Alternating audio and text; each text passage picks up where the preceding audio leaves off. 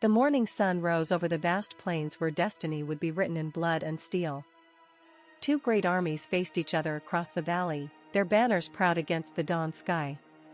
The air was thick with tension as thousands of warriors gripped their weapons, knowing this day would determine the fate of nations. Horses stamped impatiently while commanders surveyed their forces, each calculating the terrible cost of victory that lay ahead in the fields below. Jamuka rode at the head of his warriors, his golden armor catching the early light like fire. His weathered face bore the scars of countless battles, each line telling stories of survival and conquest. The great Khan raised his curved saber high, its blade gleaming as his stallion danced beneath him. Behind him stretched ranks of fierce Mongol warriors, their faces painted for war, their hearts beating with the rhythm of drums that would soon call them to glory or death. Across the valley, the Chinese general sat motionless atop his black charger, his red and gold armor a beacon of imperial might. His long braided beard flowed in the morning breeze as he surveyed the enemy with eyes like flint. The ancient sword in his grip had never known defeat, its blade forged in the fires of 100 victories. Elite guards surrounded him, their ceremonial armor gleaming, but their faces showed they understood the gravity of this moment. The armies stretched across the plain like vast carpets of color and steel. Perfect formations of infantry stood shoulder to shoulder, their spears creating forests of deadly points that caught the morning light. Cavalry units positioned at the flanks waited like coiled serpents, ready to strike with devastating force. Commanders rode among their troops, their voices carrying final instructions as the drums began their ominous rhythm. The very earth seemed to hold its breath, knowing it would soon drink deeply from the wounds of war. Young Becky had never faced such odds, but his grandfather's teachings echoed in his mind as he gripped his sword with trembling hands. The war paint on his face felt strange against his skin, marking him for either glory or the grave. His breath misted in the morning air while his heart hammered against his ribs like a caged bird. Around him, seasoned warriors showed no fear, but he saw the same mixture of terror and determination reflected in their eyes. Today would forge him into either a hero or a memory. The drums began their ancient song, each beat echoing across the valley like thunder rolling from distant mountains. Drummers struck their massive instruments with fierce precision, their ceremonial dress flowing as they worked themselves into a rhythm that spoke of blood and conquest. Dust rose from the pounding sticks, catching the golden light as warriors around them began to chant. The sound grew louder, more insistent, until it seemed the very ground beneath their feet was pulsing with the heartbeat of war itself. The charge began like the roar of a great beast awakening from slumber. Thousands of warriors surged forward, their battle cries piercing the morning air as they ran to meet their destiny. Horses thundered across the plain, their riders leaning low over saddles, weapons raised high. Dust clouds billowed upward, obscuring the sun as the two great forces crashed together like waves upon a rocky shore. Steel met steel with the sound of grinding thunder, and the field became a maelstrom of motion, color, and death. Becky found himself face to face with an enemy warrior, their curved blades locked in a struggle that would determine which of them would see another sunset. The stranger's eyes burned with fierce determination as he pressed forward, his armor already dented from previous encounters. Becky's arms trembled under the pressure, his breath coming in ragged gasps, but his grandfather's voice rang clear in his memory. Steel rang against steel as they fought for survival, each knowing that only one would walk away from this dance of death. From the flanks came the whistle of death itself as thousands of archers drew their longbows in perfect synchronization. Arrows darkened the sky like a terrible rain, their points gleaming in the morning light before finding their targets among the charging ranks. Becky heard the deadly song overhead and pressed himself lower, his sword arm protecting his head as the sky filled with feathered death. Horses screamed and men cried out as the arrows found their marks, thinning the ranks before the main battle lines even met in their terrible embrace. The field began to claim its first victims as warriors fell beneath the relentless assault of steel and arrow. Brightly colored uniforms grew dark with blood while weapons lay scattered among the fallen like broken flowers. Horses too succumbed to the carnage, their noble forms adding to the tragedy that unfolded with each passing moment. Becky stumbled over a fallen comrade, his friend's eyes already growing distant, but there was no time to mourn. The battle raged around him like a storm, and survival demanded his complete attention. The thunder of hooves grew deafening as the elite cavalry chose their moment and struck like lightning through the heart of the enemy lines. Armored horsemen lowered their lances and charged into the melee, their mounts powerful engines of destruction that scattered infantry like autumn leaves before a gale. Dust rose in great clouds as they carved a path through the chaos, their curved swords flashing in the sunlight as they cut down all who stood in their way. Becky dove aside as a warhorse thundered past, its rider striking down 3 men in a single sweep of his blade. Amid the chaos, Jamuka's voice rose above the din like a trumpet calling the faithful to prayer. His golden armor blazed in the sunlight as he rode among his warriors, his curved saber raised high for all to see. The sight of their great Khan fighting beside them filled the Mongol hearts with renewed fire, their courage burning bright against the gathering storm of battle. Even Becky felt his fear melting away as he witnessed this display of leadership, knowing that such a commander was worth dying for, worth killing for, worth building an empire around. From the rear lines came the deep thunder of siege engines as massive stones began to arc through the air toward enemy positions. Catapults and trebuchets worked in deadly harmony, their operators sweating as they loaded the next round of destruction. Each projectile that flew overhead cast a shadow of doom across the battlefield, and when they struck their targets, the sound was like the earth itself splitting open. Becky watched in awe as an entire section of enemy formation simply vanished beneath a falling boulder, crushed beneath tons of stone that had traveled through the very heavens to deliver death. Becky found himself helping young Tumun to his feet, the boy's leg torn open by a spear thrust that had come from nowhere in the swirling chaos. Blood soaked through makeshift bandages as Tumun gritted his teeth against the pain, his face pale but determined. Together they stumbled toward the relative safety of their lines, supporting each other as brothers might. Around them, the battle raged on with undiminished fury, but in this small moment of compassion, Becky understood that victory would come not just from superior weapons or tactics, but from the bonds between men who would die for each other. The battle had reached its terrible crescendo, with no quarter given and none asked for as the 2 great armies tore at each other with the fury of wild beasts. Steel rang against steel in a constant chorus of death while arrows continued to rain from the sky like judgment from the gods themselves. Dust and smoke filled the air until it became difficult to see more than a few feet in any direction, turning the fight into a nightmare of confused violence where friend and foe became indistinguishable in the swirling chaos of combat. Like a scythe through wheat, the great warrior Borak cut a path through the enemy ranks with his curved blade singing its deadly song. Each swing found its mark with surgical precision, opening arteries and severing limbs with equal efficiency.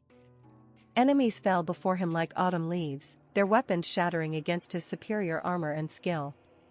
Becky watched in amazement as the veteran warrior carved through a dozen men in as many seconds, his movements flowing like water while death followed in his wake like a faithful companion.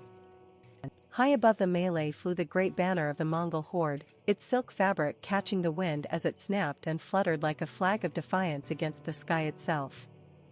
The soldier who bore it stood firm despite the chaos around him, his grip never wavering as he held their symbol of unity and purpose aloft for all to see. The banner's colors blazed against the smoke-filled air, a beacon of hope and identity that reminded every warrior fighting beneath it that they were part of something greater than themselves, part of a legacy that would echo through the ages. Even in the heart of battle, Jamuka found time to receive reports from his scouts and commanders, his mind working like a master chess player even as steel rang around him. A breathless messenger approached through the chaos, his face streaked with dust and blood, bearing news from the flanks that would determine the next move in this deadly game. The great Khan listened with the patience of a mountain and the quickness of lightning, his eyes constantly scanning the battlefield while his subordinate spoke, already formulating his response before the words had finished echoing in the morning air. The moment of decision arrived like a thunderclap as Jamuka raised his saber in a new direction, his voice carrying across the field with the authority of destiny itself. The reserve cavalry, held in readiness for this precise moment, thundered forward at his command, their lances lowered like a forest of deadly points. Becky felt the ground tremble beneath their hooves as they charged toward the enemy's weakened flank, and he knew that this was the stroke that would decide everything. The very air seemed to hold its breath as the fresh force struck like a hammer blow against an anvil.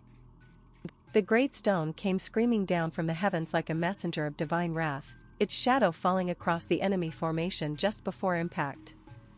The sound when it struck was like the world ending, as dozens of warriors simply vanished beneath tons of crushing stone and flying debris. Limbs and weapons scattered like broken twigs while the earth itself shook from the impact. Becky covered his ears against the terrible noise even as he pressed forward, knowing that such weapons could just as easily claim his own comrades as they could the enemy in this dance of destruction. Blood flowed freely from a gash across General Lee's forehead, but his eyes burned with undiminished fire as he continued to direct his forces from his black charger. Despite the wound that weakened his grip on his reins, he rode among his warriors like a father among his sons, his voice carrying words of encouragement even as arrows whistled past his head. His soldiers looked to him with renewed determination, seeing in his refusal to retreat despite his injuries the very spirit of their cause. Such leadership was worth more than 1,000 swords in the balance of this terrible day. The elite guard moved like a single organism, their shields forming an impenetrable wall while their spears struck out in perfect synchronization. Training and discipline held them together even as the chaos of battle swirled around their formation like a storm trying to break apart a mighty oak. Each man knew his place and his role, moving in harmony with his brothers as they advanced steadily forward, their bronze-tipped spears creating a forest of death that no enemy could hope to breach. Becky marveled at their precision even as he fought alongside them, understanding that victory came not from individual glory but from collective strength. The great question of warfare played out before Becky's eyes as the Mongol cavalry met the Chinese spear wall in a collision that shook the very earth beneath their feet. Horses reared and screamed as they encountered the forest of deadly points, their riders forced to wheel away or face impalement on the disciplined formation. The foot soldiers stood firm as stone, their training overcoming their fear as they presented a unified front against the thundering charge. It was speed against strength, mobility against discipline, and neither side yielded an inch in this fundamental contest of military philosophy. Jamuka's mind worked like a master tactician even as his sword arm continued to swing, his eyes constantly assessing the flow of battle and identifying opportunities that lesser commanders might miss. He saw the enemy's center beginning to weaken under the sustained assault while their flanks remained strong, and he knew exactly how to exploit this imbalance. With a gesture swift as thought, he redirected his reserves toward the vulnerable point, his strategic vision cutting through the chaos like a blade through silk. Such was the difference between a warrior and a general, between fighting and winning. For the first time since the battle began, Becky felt his courage begin to waver as the true horror of war settled into his bones like ice water. The constant screaming, the smell of blood and death, the sight of friends falling around him with each passing moment, it all began to overwhelm his young mind. His hands trembled as he gripped his sword, and for an instant he considered fleeing from this nightmare of violence and chaos. But then he saw two men fighting beside him, his wounded leg slowing him but not stopping him, and shame burned away his momentary weakness like fire consumes dry grass. Behind the main lines, makeshift field hospitals had been established where the wounded could receive what care the battle would allow. Ancient medics worked with surprising skill given their primitive tools, using herbs and bandages to stem the flow of blood while prayers and incantations offered spiritual comfort to the suffering. Becky helped carry the injured to these sanctuaries of healing, seeing faces he knew twisted in pain but still showing the same courage that had brought them to this terrible place. Even in defeat, there was honor to be found in how these men faced their wounds. Master Arslan moved through the enemy ranks like a dancer performing a deadly ballet, his curved blade cutting arcs of silver light that found their marks with supernatural precision. Each opponent who faced him lasted barely moments before joining the growing pile of fallen warriors at his feet. His movements flowed like water, adapting to each new challenge while maintaining perfect balance and timing. Becky watched in awe as the veteran warrior dispatched 4 men in rapid succession, his technique so refined that it seemed more art than combat, more poetry than killing. General Lee rode among his warriors like a shepherd among his flock, his voice carrying words of encouragement even as enemy arrows whistled past his head with deadly regularity. He made no effort to seek shelter or protection, understanding that his presence among the ranks was worth more than additional armor or guards. His soldiers responded to his example with renewed vigor, their courage strengthened by seeing their leader willing to share their danger. Such was the price of true leadership, not commanding from safety, but sharing the burden of battle with those who look to you for guidance. The great engines of war continued their deadly work as stone after stone arced through the air toward enemy concentrations, each projectile carrying the weight of tons and the fury of engineering mastery. Trebuchets worked in deadly rhythm while their operators loaded the next round of destruction, their faces grim with concentration as they calculated trajectories and timing. The very ground shook with each impact as entire sections of enemy formation simply vanished beneath the crushing weight of stone that had traveled through the heavens to deliver death. Becky pressed himself flat as another screaming missile passed overhead, understanding that these machines were changing the very nature of warfare itself. When young Olin stumbled beneath a cavalry charge, 3 comrades threw themselves between him and the thundering hooves without hesitation, their shields forming a protective barrier around their fallen brother. Together they weathered the storm of hoofbeats and sword strikes, their loyalty to each other stronger than their fear of death. Becky joined this protective circle, adding his blade to their defense as they fought to keep Olin alive long enough to regain his feet. Such was the bond between warriors who shared bread and blood, who understood that survival depended not on individual strength but on collective courage. Even as the battle raged around him, Jamuka's mind was already working on the next phase of his campaign, his tactical vision extending beyond this single engagement to encompass the broader war. He saw that the enemy's left flank was beginning to crumble under sustained pressure while their center still held firm, and he knew exactly how to exploit this developing situation. With swift decisiveness, he redirected his freshest reserves toward the weakening point, his strategic mind calculating the precise moment to strike the decisive blow that would break the enemy's spirit and end this terrible day of bloodshed. When the enemy standard-bearer fell mortally wounded, young Dava threw himself into the gap without hesitation, his own banner forgotten as he seized the fallen warrior's standard and raised it high for all to see. Arrows struck his armor and sword alike, but still he held his ground, his voice rising above the din as he called his comrades forward to victory. Becky watched in amazement as the boy became a man in that single moment of supreme courage, understanding that true heroism was not about seeking glory but about stepping forward when others needed strength, about becoming the beacon that others could follow to safety or victory. The Mongol composite bows sang their deadly song with a range and accuracy that left their enemies scrambling for cover, their arrows finding targets that seemed impossible to reach with older weapons. Jamuka had invested heavily in these superior weapons, understanding that technology could be the difference between victory and defeat in the harsh school of warfare. As his archers continued to rain death from impossible distances, the Chinese formations began to show signs of strain, their superior numbers meaningless against weapons that could strike from beyond their reach. Such was the way of empire building, not just through courage, but through innovation. From his elevated position, Jamuka orchestrated the battle like a master conductor directing a symphony of steel and blood, his eyes constantly scanning the field for opportunities and threats. He shifted cavalry to shore up weakening points, redirected archers to support advancing infantry, and held his final reserves ready for the decisive moment when they would tip the balance toward victory. His subordinates moved with practiced efficiency, their trust in his judgment absolute as they executed his commands with the precision of a well-oiled machine. Such was the art of command, seeing the entire picture while managing its countless moving parts. As Becky parried a thrust and countered with his own blade, something clicked in his mind like the pieces of a puzzle falling into place. The chaos around him suddenly made sense as he began to read the flow of battle, anticipating enemy movements and finding gaps in their formations that his training had taught him to exploit. His fear transformed into focus, his uncertainty into confidence as he realized that he was no longer just surviving but actually fighting with purpose and skill. The boy who had ridden into battle that morning was dying on the field, replaced by a warrior who understood that violence, when properly channeled, could achieve noble ends. Recognizing that the enemy's strength lay in their disciplined formations, Jamuka ordered his light cavalry to abandon traditional charges and instead harry the Chinese lines with hit-and-run attacks that would never allow them to bring their superior numbers to bear.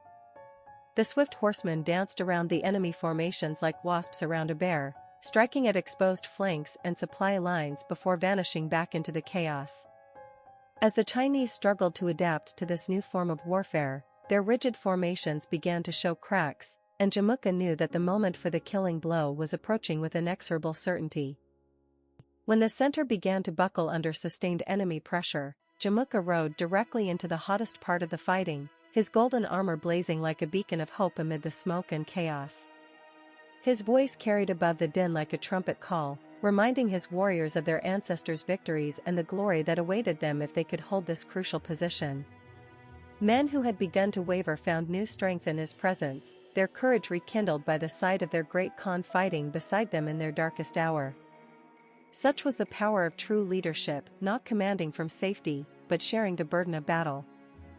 Recognizing that his left flank was about to be overwhelmed, the Chinese general ordered a tactical withdrawal that would have impressed even the Mongol tacticians watching from across the field.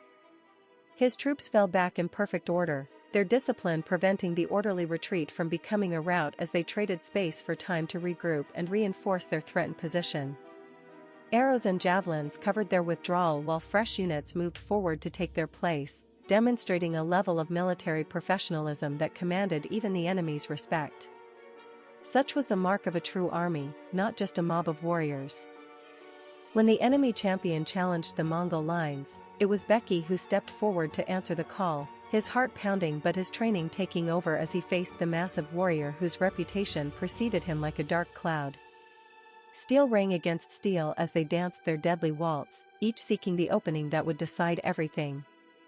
But where once he might have faltered, now Becky's blade moved with the fluid precision his masters had drilled into him, and when the moment came, his thrust found its mark with the accuracy of fate itself. As his opponent fell, Becky understood that he had truly become a warrior. Watching the enemy's response to his feigned retreat, Jamuka suddenly saw the path to absolute victory unfolding before him like a map written in blood and steel. The Chinese general had committed his reserves to pursue what he believed was a genuine withdrawal, leaving his center dangerously thin and his flanks overextended. With the speed of thought, Jamuka ordered his hidden cavalry to strike at the exposed heart of the enemy formation while his archers concentrated their fire on the isolated units. The trap was perfectly set, and now the enemy would pay the price for their commander's overconfidence with the currency of defeat. The great trebuchet that Jamuka had positioned with such care finally found its mark as a massive stone struck the enemy's command post with the force of a mountain falling from the sky. General Li's banner disappeared in a cloud of dust and splinters as his headquarters simply ceased to exist beneath the tons of crushing stone. The impact reverberated across the entire battlefield as the Chinese formations lost their coordination, their units no longer receiving orders from the central command that had held them together through the long day of fighting. In that moment, the battle was decided not by courage or skill, but by engineering and positioning.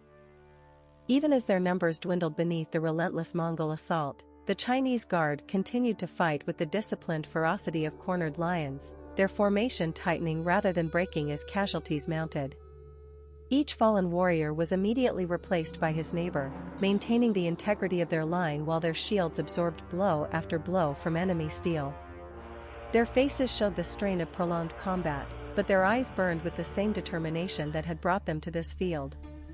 Becky found himself respecting these men even as he fought against them, understanding that true warriors recognized courage wherever they saw it. The moment had arrived that Jamuka had been orchestrating since dawn, and he struck like lightning through the heart of the enemy's disorganized center. His freshest cavalry thundered forward in perfect formation while his archers unleashed a final, devastating volley that shattered what remained of the Chinese resolve. The great Khan led the charge himself, his golden armor blazing as he carved a path directly toward the enemy's command position. Behind him came thousands of warriors, their battle cries echoing across the field like the song of victory itself, their weapons raised high in the certain knowledge that this day would be remembered in the songs of their children. As their command structure crumbled and their formations began to show fatal gaps, the Chinese army started to unravel like a tapestry whose threads had been cut.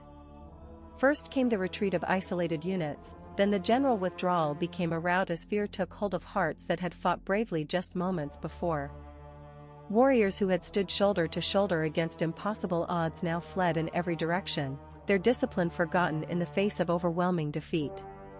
The field became a scene of chaos as victory and defeat played out in the most fundamental way, some men running toward glory, others away from death. As Becky watched the enemy break and run before the Mongol charge, he finally understood what his grandfather had tried to teach him about the nature of warfare and the building of empires. It was not about individual glory or personal vengeance, but about the collective will of men united under a single purpose strong enough to overcome any obstacle.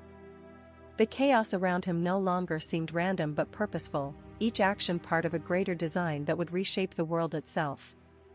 In that moment, he ceased to be merely a warrior and became something more, a builder of the future that would rise from the ashes of this day's destruction. From his elevated position, Jamuka watched his enemies scatter like autumn leaves before the wind, their great army reduced to fragments fleeing across the plain in a desperate attempt to escape the consequences of their defeat. His warriors pursued with the efficiency of hunters tracking wounded prey, ensuring that this victory would be complete rather than merely tactical. The great Khan's face showed satisfaction rather than cruelty, understanding that such victories were necessary steps in the building of something greater than mere kingdoms, the foundation of an empire that would span continents and reshape the destiny of entire peoples. As the sun began to set over the field of victory, the Mongol army began the careful work of consolidating their triumph, establishing control over the conquered territory while caring for their wounded and accounting for their own losses. Supply trains moved forward to support the advancing forces while scouts ranged ahead to prevent any possibility of organized resistance reforming. Jamuka himself rode among his warriors, praising the brave and tending to the wounded with the same attention he had shown during the fighting itself. Such was the mark of true leadership. Victory in battle was merely the beginning of the real work of empire building. As Becky cleaned his blade and tended to his wounds in the gathering dusk, he found himself thinking not of the glory he had won or the enemies he had slain, but of the responsibility that now rested on his shoulders. The boy who had ridden into battle that morning had died somewhere on the field, replaced by a man who understood that true strength lay not in the ability to take life but in the wisdom to know when such taking was necessary. He looked out over the conquered plain and saw not just victory but the foundation of something that would endure long after the last warrior had returned to dust, understanding that he was now part of a legacy that would echo through the ages. Even as his warriors celebrated their hard-won victory, Jamuka's mind was already turning toward the horizon, where new challenges and opportunities awaited the expansion of his growing empire. The defeat of this great army would send shockwaves through the neighboring kingdoms, some of whom might choose submission while others would prepare for their own battles. But the great Khan understood that empires were not built through single victories but through the relentless pursuit of opportunity, the careful cultivation of alliances, and the iron will to continue advancing even when the path ahead seemed uncertain. Tomorrow would bring new battles, but tonight belonged to those who had earned the right to dream of conquest. As darkness fell over the field where so much blood had been spilled, Jamuka knew that this day would be remembered not just as a victory but as a turning point in the history of his people. The ground beneath his feet, soaked with the sacrifice of warriors from both sides, would soon bear the seeds of cities and trade routes, of laws and culture that would spread across the world his armies would conquer. Empires were built on such foundations, not just through the strength of arms but through the vision to see that each victory was a step towards something greater than mere conquest. The boy Becky had become a man that day, but more importantly, he had become a builder of tomorrow's world.